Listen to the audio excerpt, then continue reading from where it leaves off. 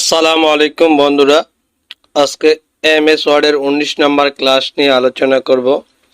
Page layout মেনুর paragraph এবং arrange option নিয়ে।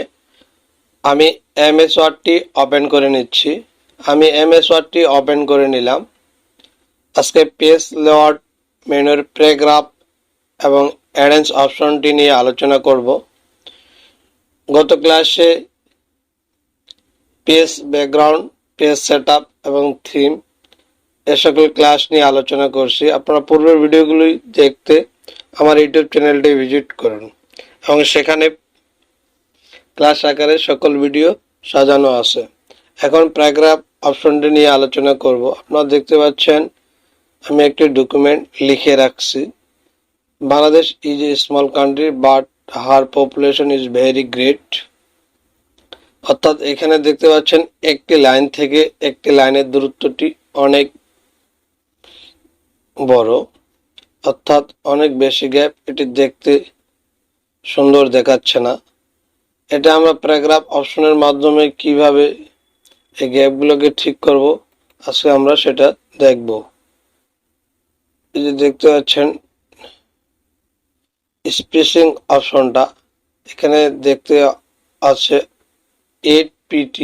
এটাকে আমরা যদি প্রতিদিন দেখতে পাচ্ছেন আরো বড় হচ্ছে, নিচে ক্লিক করলে কম হচ্ছে। ওকে বন্ধুরা, এবারে দেখব নিচের অপশনটিকে এটা কিভাবে ছোট করা যায়। এই দেখতে পাচ্ছেন ছোট হচ্ছে। কারণ ইনডেন্টের অপশনটি আলোচনা করব। লেফট সাইড এবং রাইট সাইডে আপনারা কিভাবে এটা করবেন। এই যে দেখতে পাচ্ছেন লেফট সাইডের দিকে সব লাইনগুলি এগিয়ে যাচ্ছে এবং রাইট সাইডে যদি নিতে চান আমি রাইট সাইডে ক্লিক করতেছি। দেখতে পাচ্ছেন রাইট সাইডে যাচ্ছে। এভাবে প্যারাগ্রাফ অপশনটি দিয়ে কাজ করানো হয়। এখন দেখতে পাচ্ছেন অ্যারেঞ্জমেন্ট নামে একটি অপশন। এই অপশনটির কাজ আমরা ইনসার্ট মেনুর পিকচার সিলেক্ট অপশন কাজে ব্যবহার করে থাকি। আমি একটি পিকচার সিলেক্ট করে আপনাদেরকে দেখাচ্ছি বিষয়টি। এই যে পেঙ্গুইন, এইটিকে নিলাম আমি। ওকে, এখন পেজ লেআউটে অ্যালাইন একটি অপশন আছে, এখানে ক্লিক করব।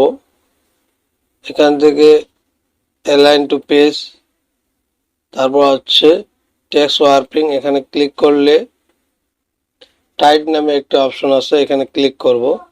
এখানে ক্লিক করার পর আপনি ছবিটা ইচ্ছে মতো যে কোনো জায়গায় সরানো যাবে।